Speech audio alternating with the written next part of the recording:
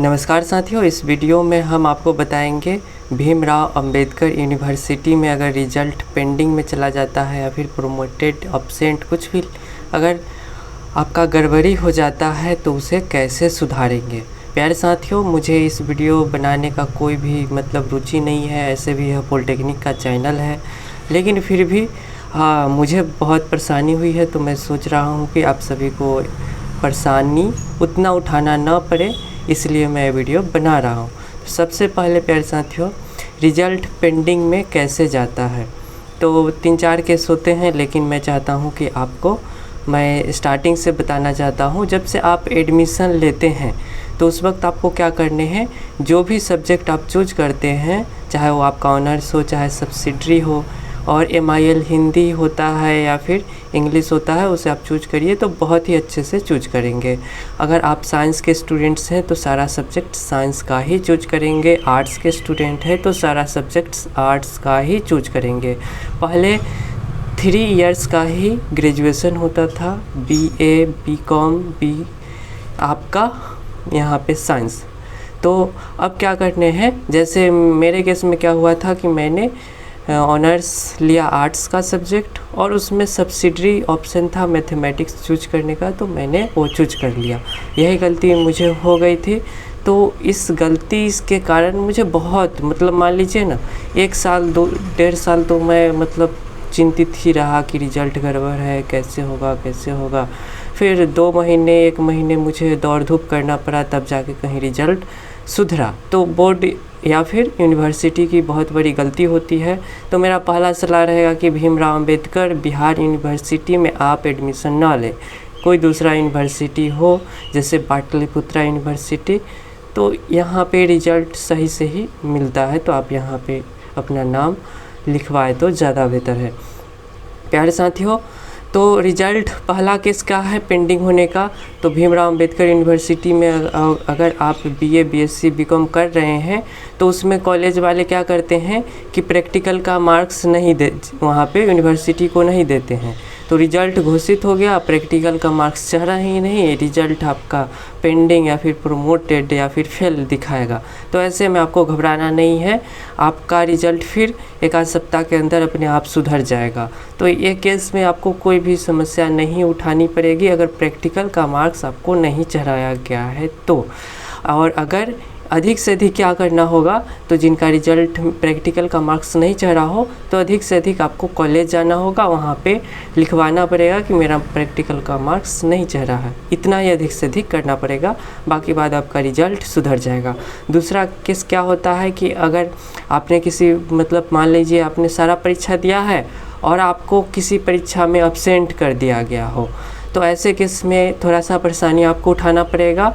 तो ऐसे केस में आपको क्या परेशानी उठाना पड़ेगा, एक एप्लीकेशन लिखना होगा कॉलेज को, और कॉलेज में आपको एग्जामिनेशन कंट्रोलर जो होंगे, उनके परीक्षा वाले जो टीचर्स होंगे उनको एप्लीकेशन लिखना होगा, जो कि आप स्क्रीन पे देख सकते हैं या फिर डिस्क्रिप्शन में लिंक मिल जाएगा। तो यहाँ से आप कॉलेज को लिखेंगे एक एप्लीकेशन, जिसमें आपको बताया जाएगा, लिखना होगा कि मुझे रजिस्टर सीट और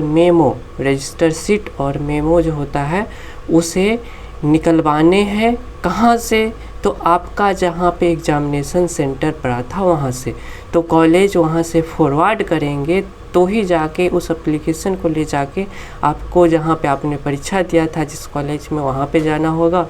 वहाँ से आपको मेमो और रजिस्टर सीट कह लीजिए, जिस विषय में आपका फेल या फिर एब्सेंट बता रहा है, उसे आप लेंगे। ठीक है, कुछ पैसे लेते हैं, 100 150 200 लेंगे, आप उसे दे दीजिए और वहाँ से आप मेमो लेके चले आइएगा। फिर आपको एक एप्लीकेशन लिखना होगा अब बोर्ड यूनिवर्सिटी को, भीमराव अंबेडकर बिहार यूनिवर्सिटी को एप्लीकेशन लिखना होगा। उस एप्लीकेशन को भी आप स्क्रीन पे देख सकते हैं, ऐसे डिस्क्रिप्शन में जो है लिंक आपको PDF का मिल जाएगा, उसे देख लीजिए। तो उसे एप्लीकेशन आप लिखेंगे, फिर वहाँ से अपने ही कॉलेज में आपको प्रिंसिपल से, एग्जामिनेशन कंट्रोलर से, जो भी हो उनसे सिग्नेचर करवा के वहाँ पे आपको बहुत सारा चीज़ लगाना पड़ेगा। ठीक है। वहाँ पे एप्लीकेशन पे आपने मुहर मरवा लिया, ओके करवा लिया। उसमें अब आपको क्या क्या देने होंगे, तो जो आपका रिज़ल्ट पेंडिंग है उसे आपको रिज़ल्ट का मार्कशीट लगा दीजिए, एडमिट कार्ड लगा दीजिए, रजिस्टर शीट और मेमो जो होता है वो लगा दीजिए, और कुछ और भी डॉक्यूमेंट हो, एप्लीकेशन जो आपने लिखा है वो तो रहेगा ही रहेगा। इस सब का आप क्या कीजिए, ज़ेरॉक्स करवा लीजिए। एक तो ओरिजिनल रहा ही रहा, उसका आप ज़ेरॉक्स करवा लीजिए। 3 कॉपी इन सबों का ज़ेरॉक्स करवा लीजिए, 3 कॉपी, ठीक है। सारे का 3 कॉपी ज़ेरॉक्स करवा लीजिए। एक आप अपने पास रखेंगे, दूसरा आप उसी कॉलेज में देंगे जहाँ से आपने फॉरवर्ड करवाने के लिए प्रिंसिपल का यूनिवर्सिटी को एप्लीकेशन लिखा है, तो वहाँ पे जमा करेंगे। जो भी एग्ज़ाम डिपार्टमेंट के टीचर हैं वो आपका जमा ले लेंगे। तो एक एप्लीकेशन आपने अपने कॉलेज को जमा कर दिया। दूसरा आपको क्या करने हैं, तो दूसरे सेट एप्लीकेशन को आपको जाना है बोर्ड यूनिवर्सिटी, ठीक है। अब उस यूनिवर्सिटी में जाना है मुजफ्फरपुर। अब कैसे जाएंगे, तो आप सभी को मतलब लोकेशन गूगल मैप है ही, बहुत ही आसानी से आप यूनिवर्सिटी जा सकते हैं। वहाँ पे आपको 2nd फ्लोर पे पार्ट 1 पार्ट 2 दोनों का रिज़ल्ट में गड़बड़ी हो, वो सभी जो है वो सुधारने का वहाँ पे पूछ लीजिएगा किसी से भी, वो आपको बता देंगे। तो उस रूम में आप चले जाएंगे और वहाँ पे पार्ट 1 में पेंडिंग है तो वहाँ उस वाले में जमा कर दीजिए एप्लीकेशन। पार्ट 2 में पेंडिंग है तो वहाँ पे जमा कर दीजिए। तो यहाँ से आपका हो गया काम। अब क्या करना है, अगर आपको और भी कुछ अगर गड़बड़ी बुझाता है तो 2nd फ्लोर पे ही वाइस चांसलर बैठते हैं, उस वाइस चांसलर से भी आप संपर्क कर सकते हैं। उन्हें अपनी कमियां जो है गड़बड़ी है उसे बता सकते हैं। उसके बाद क्या करने हैं, वहाँ पे आपने एक एप्लीकेशन कॉलेज को जमा कर दिया, अपने कॉलेज को। दूसरा आपने क्या किया, यूनिवर्सिटी को जमा कर दिया। अब आपका काम जो है हो चुका है, अब आपका रिज़ल्ट सुधर जाएगा। लेकिन जो बच्चे मैथमेटिक्स लिए होते हैं उनका क्या करता है, वहाँ से जो आप एप्लीकेशन देते हैं ना, वहाँ से आपका क्या प्रोसेस क्या होता है मैं आपको बता देता हूँ। पहले तो आपको जिस विषय में एब्सेंट किया गया है उसका नंबर वो लोग पता कर लेते हैं, रजिस्टर शीट या मेमो से वो लोग आसानी से पता कर लेते हैं। अब उन्हें नंबर पता चल जाता है तो उस नंबर को लिख करके उस क्या करते हैं, जो कंपनी मार्कशीट रिज़ल्ट तैयार करती है उस एजेंसी को वो लोग फॉरवर्ड कर देते हैं, वो लोग आपका रिज़ल्ट सुधार देते हैं। तो इस प्रोसेस में आपका 1 सप्ताह 2 सप्ताह तक समय लग जाता है। लेकिन अगर आपने मैथमेटिक्स लिया है, ये सारा प्रोसेस आपने कर दिया है, तो रिज़ल्ट तो आपका सुधर जाना चाहिए।